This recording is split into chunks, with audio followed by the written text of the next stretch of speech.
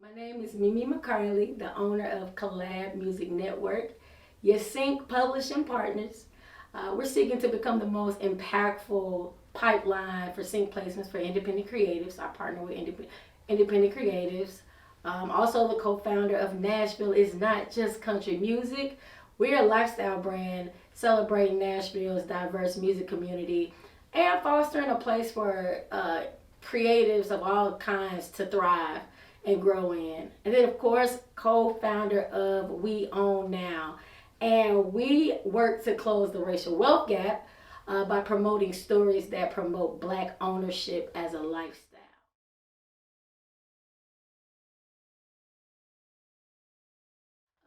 I am originally from Dayton, Ohio, home of the funk bands, baby. But I did attend Middle Tennessee State University and graduated from their recording industry management program. It's called something else today, but back then that's what it was called.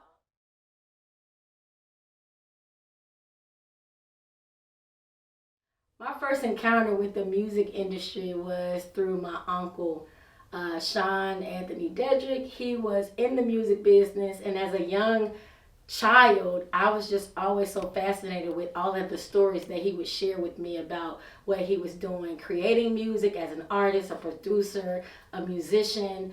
And I don't know, when he would tell those stories, I just felt very connected to the industry, to what he was talking about.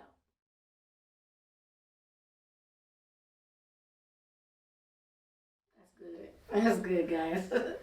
All right. If I had $100,000, I definitely would invest in another business that is not as volatile or not guaranteed as the music business. So I would do something sure to generate money, and then with that money, I would invest into music projects.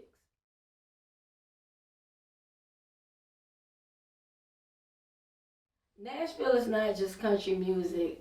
The mission is in the name. Like, it's really to let the world know that Nashville has so much more to offer. We're a lifestyle brand, celebrating Nashville's diverse music community and fostering um, a platform for all creatives, like all genres, to thrive and to grow in.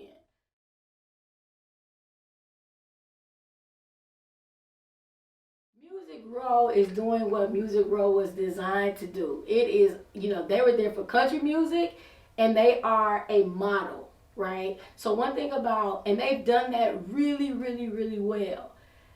Here's where there's an opportunity for pioneering where Nashville is going. Music Row has I won't say a responsibility, they have an opportunity to find, because they have the system, they have the engine to bring in representation for other genres that can also be a part of their system to help launch and create, economy for some of these other creators. But Music Row, I am a fan of Music Row. They built what they built, and they doing what they supposed to do with it. The opportunity is, how can I, being in a position of power, help the next wave of what's happening in Nashville? How can I be a part of that? So that's what the unique opportunity is.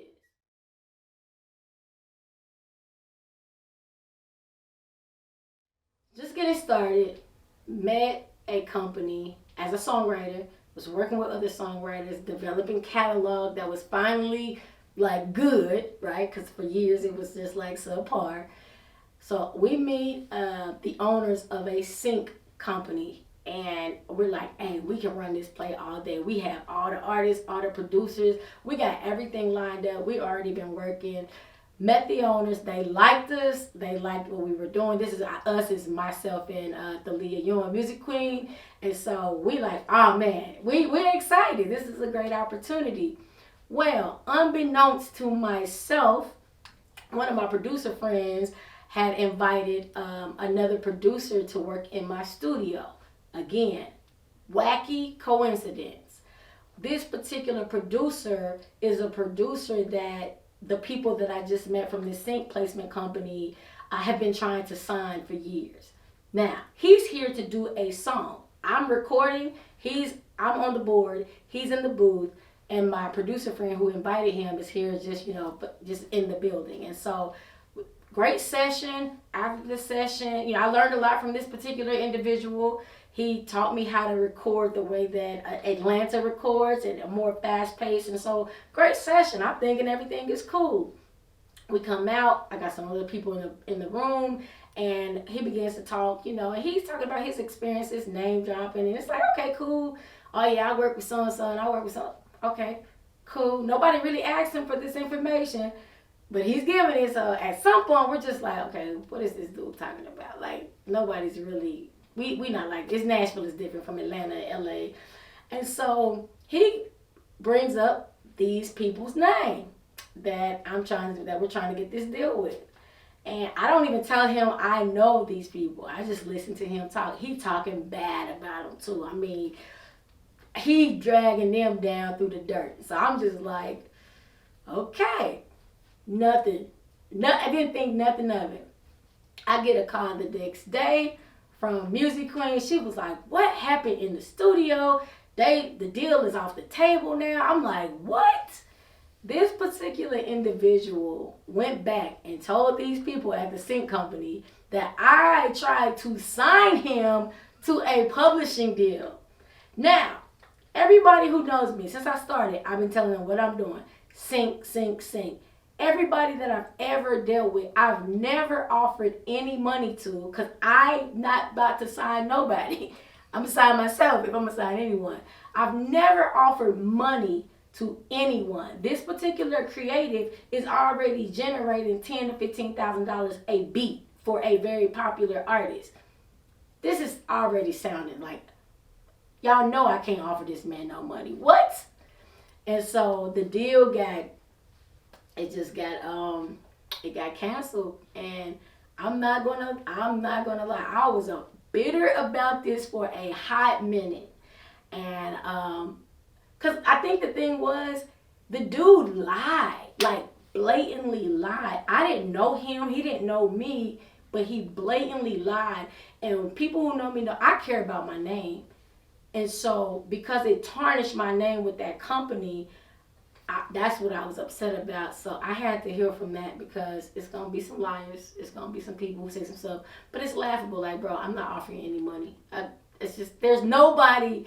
I've never offered anybody money to sign them. I don't want to sign people. I like to collaborate, and I partner with people. So the whole story was laughable, but they didn't know that. And that particular company kept coming up over and over and over again. Even recently, within this last week, that company is back. I'm like, I cannot shake this company. Now, this particular company is now having trouble and some insight that I'm gaining. So maybe it was God protecting me from that company and what all was going on the inside.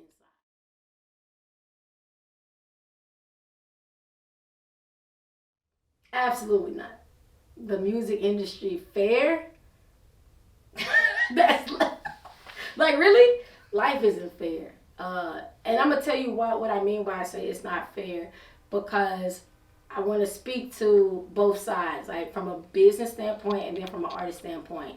What is fair? Okay, if I put up all the money for something, to develop something, to, whatever, so that's what the labels do, right? They put up the money. This is old industry. We'll talk about the new industry a little bit, but the old industry, put up all the money, develop a thing, they reap the benefits.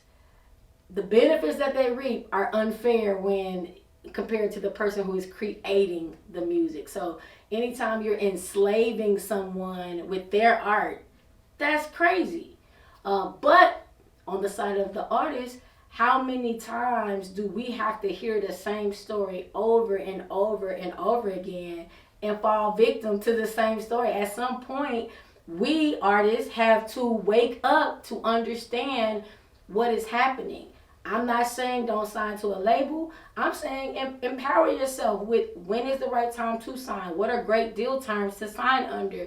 Like, empower yourself. So I think there is some responsibility on the side of the artist, because to expect someone to treat you fairly is foolish.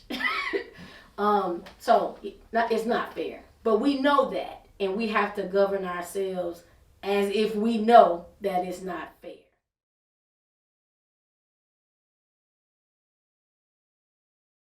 These are things you want to think about when considering a deal. The term. How long are we talking about? Who wants to be tied up for a long time? But from the label side or the person who's paying, they're like, hey, I'm not going to make my money back for 3 or 4, probably not until the third or fourth album. So you just got to understand both sides. For other thing, this term is, perpetuity. Forever? Forever, ever? That's a long time to own somebody's art. Like, so you want to look at the clauses that say, what are those reversion clauses? When do I have the opportunity to own my copyright at some point in the future after they have made, several hundreds of thousands of millions of dollars? Options, understanding how many albums am I committing to? Payment, like even on a publishing deal, like you're going to give away 100% for $40,000 advance. You're going to give 100% of your publishing, your ownership, for $40,000. I think we probably can negotiate something that's more equitable. The other part for artists is, and songwriters is, you have to bring leverage to the table. So when you are at the table and your hand is out and you have nothing to offer but talent, that's typically when you get taken advantage of. If you've done things that an owner would do, which artists, creatives, you are owners, you're copyright owners, right? You have to govern yourself like you're an owner. What have you done to bring monetization to your catalog already? What have you done to build a following? Like, what leverage can you come to that table with? Because guess what? If they can make money, they either gonna make money off of you or with you. I prefer the latter. So take the time that's necessary to, do the groundwork to bring a little bit of value, more value to the negotiation table. Third thing is, do not take a deal that's presented. Read it. You can redline it. You can make edits. Like, there's a process called negotiation. Just be fair and be thoughtful about what your value is in that negotiation. So the blame is not on just the business side and not just on the creative side. The business side is going to look out for business because that's what it's supposed to do. But where we're failing in this negotiation process is that the artist or the owner of the art is not doing the same thing. We're coming to the table very ignorantly, very unaware, even though we've seen story after story after story talking about somebody mad about their deal, somebody, they made millions, we broke, barely got money to pass down to the next generation when you have toured all over the world, wrote songs that the whole world sings and you broke. That's just, we have to do better as owners. Artists, creatives have to see themselves as owners so that they start to conduct themselves as owners. There's no more excuses in today's time. Like, you can't say, I didn't know. Yeah, I don't think that's appropriate anymore. Like, we got access to everything. I could type right now, print me a production deal. Or I could Google that and I could read that for myself and educate myself. So no, owners, we gotta do better. We gotta do better.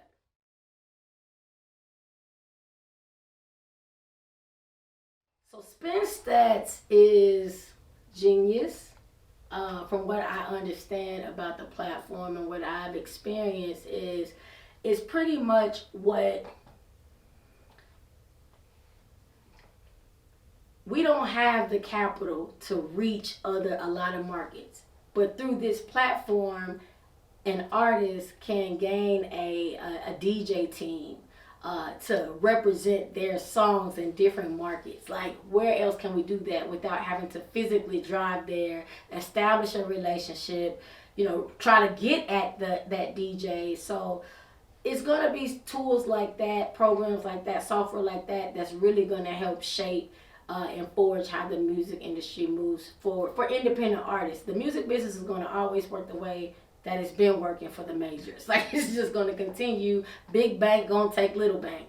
But in the independentry, which Michael Otis coined, I say it all the time too, who's also the owner of Spin Stats, like, it's going to be thinking about how do we partner, like how do we support independent creatives with the same tools that majors have. And so I think it's genius.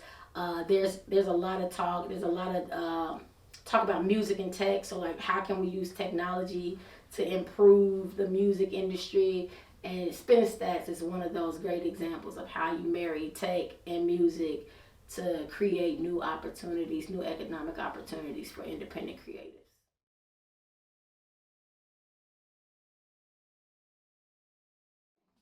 Okay, let me say this. This is not just pertaining to the music business, but evil is real. Okay, there are evil people and greedy people who exist to exploit ignorant songwriters and creatives. My main point today is that this is why we must empower ourselves to create our own music, to create our own labels, to generate our own income, to be able to create economy together through collaboration, community. Like, we have got to wake up. Nobody's coming to save us. Nobody's passing out fair deals. Nobody's passing out. Like, that is not going to happen, period. There are some really cool stories of how people have made money and have, garnered a level of success, but there's usually a lot of baggage that's tied to that. So all I'm saying for us as creators, and we have to find a way to get our own stuff. Ownership. Ownership over your own art, ownership over your own masters, ownership over your own content. This is what we should be focusing our energy on, and where we should be focusing our efforts on. That's why I said I'm not mad at Music Row. I'm not mad at the music business. They are doing what they're designed to do. The only way you fight a system is with a new system. Take our good friend Tyler Perry, for example, right? Hey, y'all ain't gonna let me in? I'll make my own. Guess what's happening now? He's crushing it. So, again, for us, we have to find a way to come together, pull our resources together, and do what we supposed to do.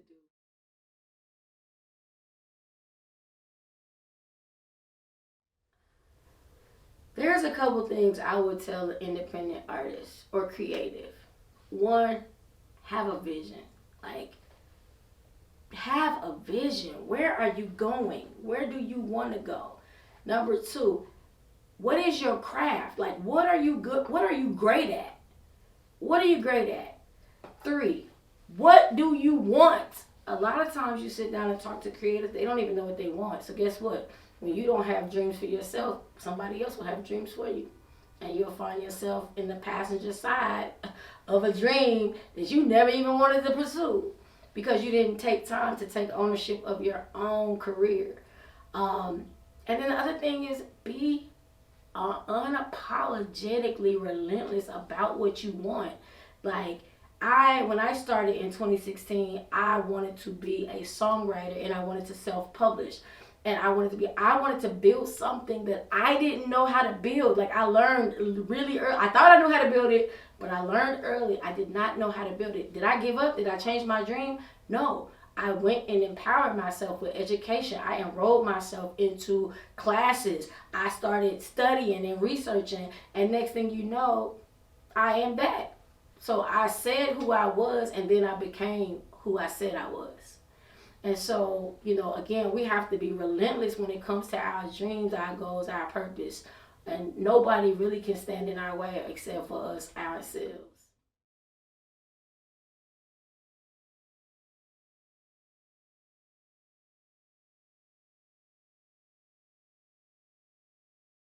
My name is Timothy Hill. I'm from Murfreesboro, Tennessee.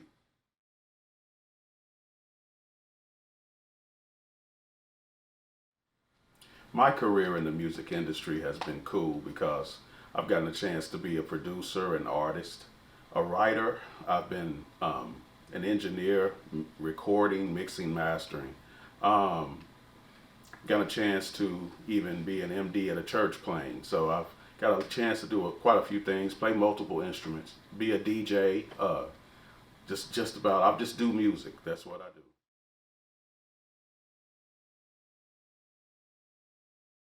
My stage name is Chameleon.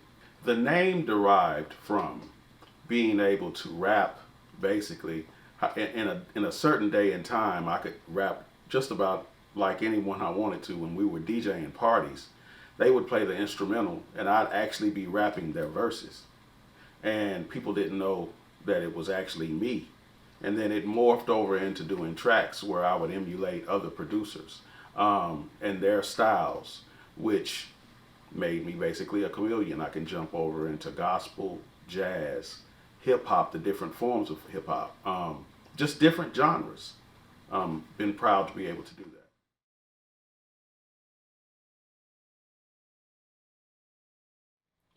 The thing that made me want to get into the music industry was I just had a passion for I mean, when I started rapping. So from that, it was like, I'm not going to the studio. I'm not paying at all to go to a studio. I'm going to learn how to do everything in it. And it just skyrocketed. I mean, being a DJ in a time when we had crates, when we didn't have thumb drive, being able to do that and just playing in the band, played trumpet, and that just went over to playing keys, playing at church, so that like the Zaytoven thing going on. You could play at church and make beats at the same time, So then started recording, dipped into mixing. Next thing you know, you're performing. Next thing you know, you're in multiple groups. And now you're on the road going and making beats for stars. Like, it was crazy. And I loved it.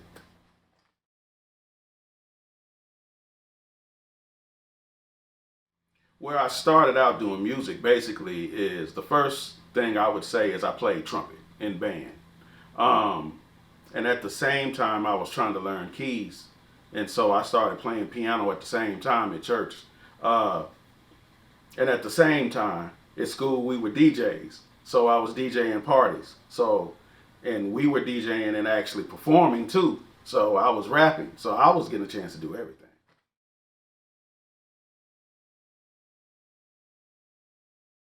My earliest memory of doing music would be um, when I was very young and my mother bought a Magnus organ.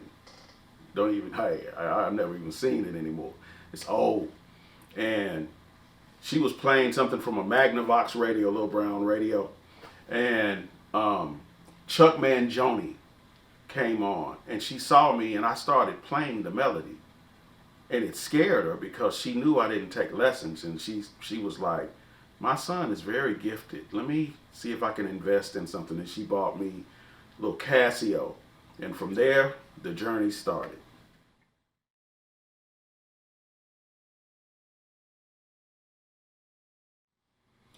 Naming some of my most notable things that I've done. Through engineering and production, and even sharing the stage with. I've done stuff with, wow, let me start here. The ones I love probably a lot.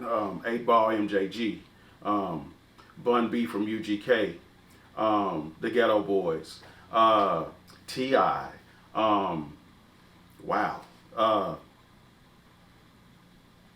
Wow, it's so many people. Bone Crusher, Gangsta Boo, the lead singer 112, Pastor Troy Fiend, Bubba Sparks, Two Pistols. Wow, it's a long list.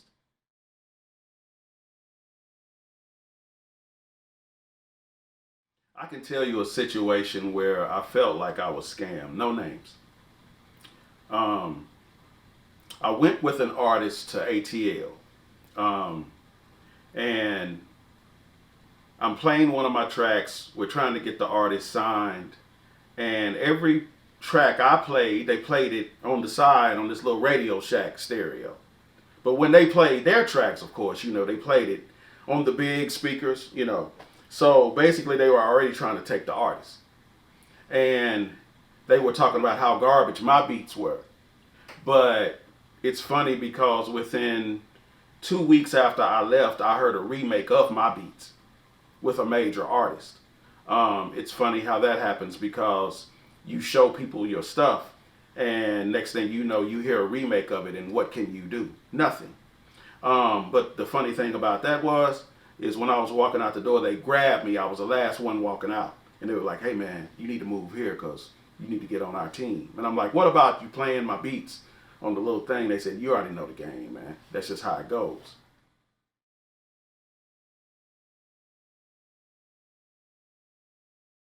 Some red flags that artists need to look out for is someone tells you to recreate your music. Your music is, they're going to give you an excuse of why they need to remake your beats or they need to remix it when it's already being heard and it's already in streaming and people already like it. Watch out for managers that say they can do something but they have no history, but they can just sell you a big game.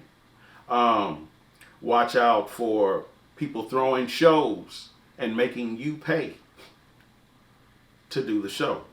The same time, I'll give you a little game. The same time they're doing that, you could spend money yourself and you could create a show yourself and pocket that money. So watch crooked deals, watch crooked 360 deals that's just made to get something from you. You pay them back, you make nothing, and they make something and throw you out and they want the next person.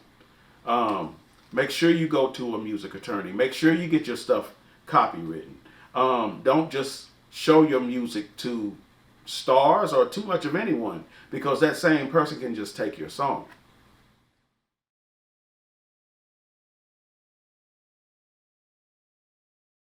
If I had $100,000 just offered to me, and would I invested in music or would I invested in something else? At this day and time, I would invest it in something else. When I first started, things were a little different. You literally could see yourself make something and sell stuff on the street. You could make CDs and perform. But now it's different. I would definitely invest my money. I would take that 100,000 and easily invest it in something else.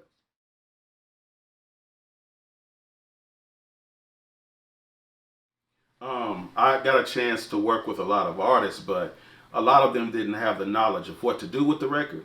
They didn't spend the money they needed to spend to even promote the record. And a lot of people are just satisfied showing it to their family. Just to be honest with you, a lot of people are satisfied with just featuring somebody on a record and then letting their tribe, letting their city hear it, and then they're done. They're back in the studio.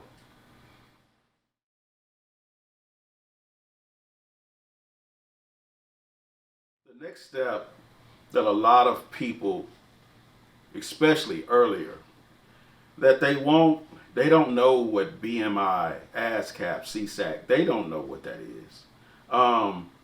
No one in your group or no one that you know has taken any business classes, and you don't know to go to anything you have DistroKid now, but you still need to have some knowledge of how to collect those, to see how many streams you're getting.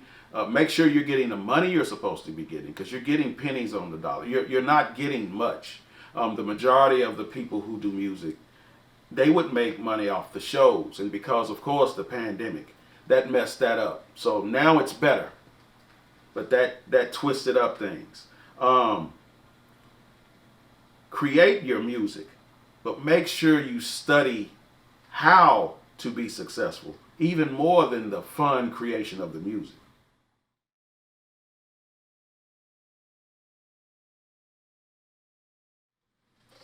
If To me, a lot of people need to understand that it's not really made for you to win.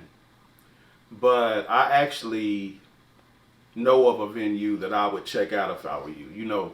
A lot of us already know about DistroKid. You already know they're trying to get your stuff on iTunes, Vivo. You know, do your video, and yes, you need to be seen. Um, it's almost more important now to be seen than heard. But let's be real. The party is the place where everybody hears your music. When you go to the club, you're hearing your stuff, and I think you need to use things like check out something called Spin Stats. That right there will give you a chance to see and hear what the crowd is going to, how they act when they play your stuff. You need to really check that out. Um, do something more than just paying for an MP3 at a studio, listening to it in your car, and then going to get another song made. It's never going to get heard. Stop thinking that that's the key. It's not. Don't be scared to get a video made. Invest in yourself. Make it where people can see who you are, draw attention to it. Go places. Let your stuff be heard by other individuals that don't know you, that's not yes men. Hey, everybody chip in, get a music attorney, and let them see if they can push your stuff, if they are qualified to push the genre that you're trying to push.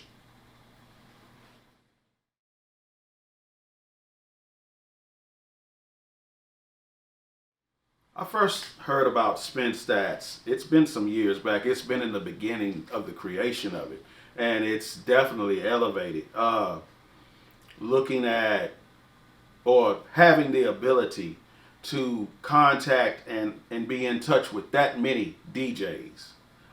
That's just miraculous. That's crazy. And I've never seen that before. I've never been in a situation. I know you had your TD DJs and stuff. You had stuff where you could send it to DJs. But in reality, did you ever know that they really played it? I mean, you had no evidence that they played it. With Spin Stats, you actually have the ability to send in your music, and the DJ has to send you a video back of the crowd as they play your music. I mean, that's genius.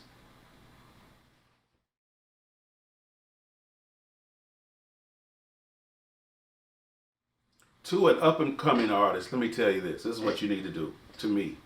Um, touch into the live element. I know technology is nice. Unplug. Learn how to feel your music. I'm not going to tell you to be vintage. I'm not going to tell you to be Whitney or Luther or nothing like that. It's nothing like that. But have you ever really enjoyed music? Look at artists like her. Not only is she up there playing, she learned how to play an instrument.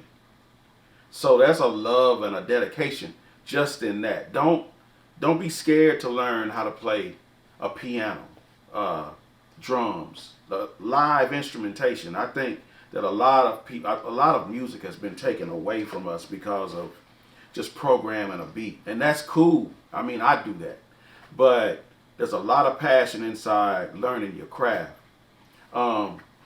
Learn how to sing without auto-tune.